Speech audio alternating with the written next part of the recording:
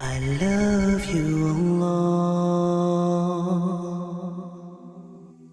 Many of us are, because we're in the information age, we discover things about our deen later on in life. You know, some of us were brought up Muslim in Muslim families, and we didn't really know why we're Muslim except that our parents are Muslim, right? So we just kind of took it for granted that we're Muslim. And when you move to a different part of the world, or you're in a city or somewhere else, and you are now exposed to a life that doesn't really go with Islam.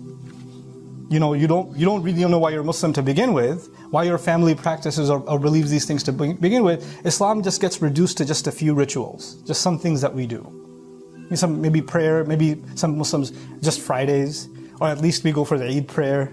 That's what it gets reduced to. Or at least I think Ramadan's coming, so yeah, there's a diet season coming. So Ramadan or Islam gets reduced and reduced and reduced. But for some people later on in their life, they discover Islam again. They rediscover their faith. They realize, whoa, this is serious. This is Allah talking to me. They rediscover Allah's book. They rediscover Allah's Messenger, sallallahu alaihi wasallam, and they become more serious about their religion. They change. They experience a transformation. Then when they change, obviously everybody around them notices that they've changed, right? They don't dress the same way anymore. They don't talk the same way anymore. They don't hang out the same places anymore. Their socializing has changed. Everything changes. Everything around you changes. But what happens, unfortunately, with people that change like that, especially parents who change like that, they're so eager and so excited to want their children to change immediately too. Because I made so many mistakes when I was younger, I never want my children to make those mistakes. I don't want my 18-year-old or 20-year-old to make the same mistakes. So they start getting so excited to give their children what they now found.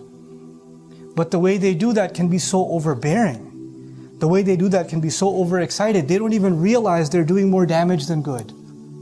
They're trying to be musaytir. They're trying to be in control. They're not doing it for bad intention, they're doing it out of love. But we have to remind ourselves, when you do that, when you try to enforce something, nag something, when you try to overdo something, instead of bringing somebody closer to Allah's deen, you're actually pushing them further away. So you find conversations between parents and kids where the mom says the same, she brings up deen in some way, she brings up prayer, she brings up hijab, she brings up whatever, and the son says or the daughter says, oh, I gotta go. I'll talk to you later, mom. Because now, every time you bring up the deen, you bring up religion, it's an allergic reaction. And you created that, not them. And then you say, maybe I'll send Ustad Nouman videos, that's going to help. And you know what? Those videos, I'm now in their spam folder. And I'm blocked on social media because looking at my face gives those kids an allergic reaction. Like, oh, here we go. This guy reminds me of all the times my mother yells at me. You know? Or other people like me. Oh, you know what he said? You know what this one said? You know what? You should watch this video. You should do this. No. Stop. Easy. Take a step back. The first thing is actually love itself. When you show someone love, when you show someone care, we're so eager to make someone listen to what we have to say. How often is it that we're listening to what they have to say? When someone's struggling, how often are we listening to them?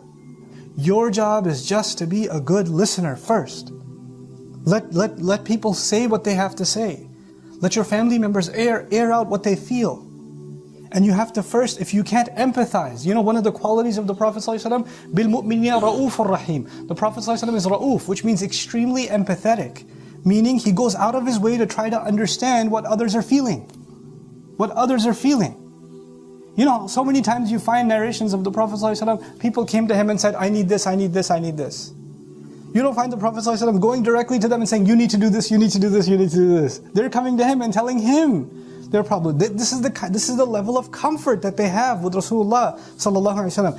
And today, anybody who even looks religious or represents the religion, people don't want to come to them, they want to run away from them. Oh, if I just go anywhere close, the lecture is going to start. I don't want to do that. So this, internalizing that you and I are not in control. Our job is to give gentle reminder. And we cannot do so if we don't become good, empathetic listeners. If we don't empathize with the feelings that you don't have to agree with somebody else's feelings, but everybody's entitled to their feelings. Everybody has feelings that they have to work through. And we have to be able to do that. We have to be, especially for those that we love. May Allah Azza wa Jal soften our hearts towards those that we love and make us better able to listen to them.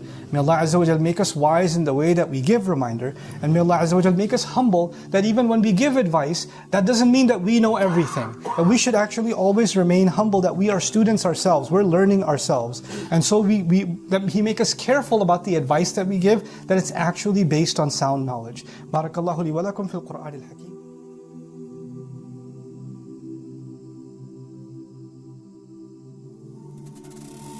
Good.